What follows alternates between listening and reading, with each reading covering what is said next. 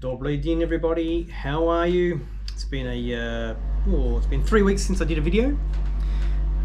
Today is the 10th of March as I record this, and obviously you're probably pretty aware of what is happening in the world, and particularly in this part of the world. Let me just say, first of all, here in northern Belarus, everything feels completely safe. However, there's a feeling of despair in the air with a lot of the local residents. So in today's video, I just thought I'd give you an update as to how we are and what changes we've seen as a result of the current happenings in the world. Obviously, I can't comment on the political situation because that can certainly have consequences in this part of the world, but I can tell you some of the stuff that we've seen happening to the community right now.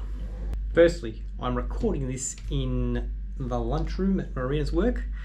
I hope you're enjoying the wonderful wallpaper background I found for you. Now, I was going to record this outside, but, well, actually, let me go back one step. A couple of days ago, they had a traditional ceremony where the kids make these little paper mache structures, and then they sort of burn them as a symbolization of the finish of winter. Well, let me tell you, I think they must have burnt the wrong ones, because the last 2 days have been the coldest days outside pretty much for the whole of winter. And the sun's shining, but the actual comfort level at the moment, it's about minus 14 degrees. So I was going to try and film this outside, but it's just too cold. You can't talk. Your bloody face freezes over. Firstly, the currency. The Belarusian ruble has depreciated by about 30%. So certainly at this moment in time, it's great for me because I pay for everything on my Australian credit card, which converts from Australian dollars. So everything for me pretty much at this moment in time has decreased in price by about 30%. I think as the stores get rid of their old stock, they've still got the pre-existing prices, and as they run out of stock, they're either not going to replenish or prices are certainly going to increase. But right now we're in that window where my buying power is excellent. Now, we've been doing a couple of renovations at home, which I might put a couple of pictures up of in a moment. Primarily we've been putting in a brand new bathroom, so the last couple of days we've been shopping around like crazy, buying all sorts of vanities and sinks and taps and all the other things you need, because right now everything's gone down in price paying through foreign currencies, but pretty soon the stuff's either not going to be available or it's going to be jacked up in price at least 30%. So that's what we've been doing the last couple of days. Now, I see on the internet there's all this talk of Western companies boycotting Russia and Belarus. Haven't seen a lot of it yet. We literally just drove past the McDonald's store maybe half an hour ago and it was still open and trading. However, I did notice yesterday there's a Papa John's pizza place just down the road here attached to the local supermarket, and it appeared to be closed. There was a note on the door and I think it said closed until further notice. So some places may be closing or not trading here anymore, but certainly at the moment in the supermarket you can still buy your Coca-Cola and your Pepsi, and as I say, when I drove past McDonald's today, it's still open for business.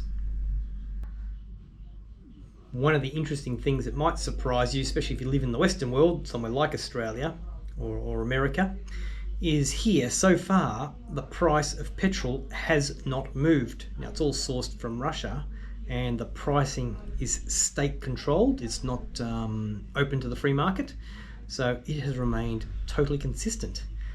So I'll watch that with interest, but yeah, I thought that's the one thing that might make some people jealous. Here, price of petrol has not increased. It's sitting at about 2 rubles a litre, which now, that used to be about $1.10 a litre, but now with the declining value of the ruble, effectively Australian wise, it's gone from that sort of $1.10 area to less 30%, so it's probably down about 73 cents a litre for us now. So we're actually paying less in real money but obviously still the same in rubles. If you earn your income in rubles, you're still paying the same amount. With the spiraling decline of the currency, there are more people in the bank trying to exchange their rubles for American dollars or euros or something else, or at least, if nothing else, take their hard currency out of the bank so they've got it in their hands in case it becomes in short supply. There's certainly no run on the banks at the moment, but there are definitely more people in the banks than usual, and everybody appears to be making withdrawals, which is not surprising, of course. What are we going to do? For the moment, we're staying. Marina's business continues to operate, and as I said earlier, we feel perfectly physically safe at the moment. So we'll just continue on life as normal, assess as we go. We were planning to have a trip to Europe quite soon. We were waiting for Marina's new car to arrive. It was due to arrive this week, but it did not make it across the border before the sanctions were imposed. So that car has been cancelled. So we're not sure what we're going to do there yet.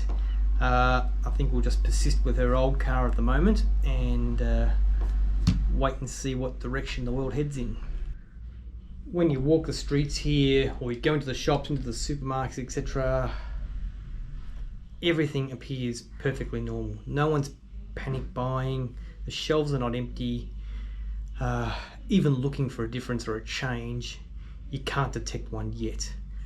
That may change in the coming weeks. Some of the experts I've watched are predicting a collapse or a full collapse in the next 6 to 8 weeks. We watch with concern and interest as to what happens, but certainly at this point in time, situation normal in the supermarkets, restaurants, cafes, and that type of thing. Now, I hadn't been making videos because I was at a bit of a low, and I just wanted to see what was happening before I made anything else. But as a bit of a teaser for the next video, one of the English teachers who I sometimes go in and help, just as a native English speaker, to give local people some exposure to real Aussie slang and normal English speaking, has asked if we can make a video with her.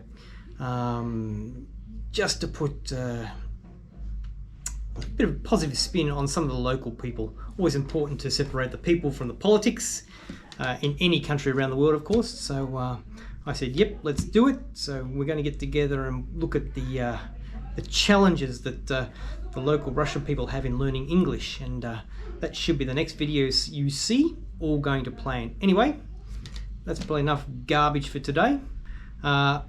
We're safe. Everyone we know is safe. At the moment, life is normal.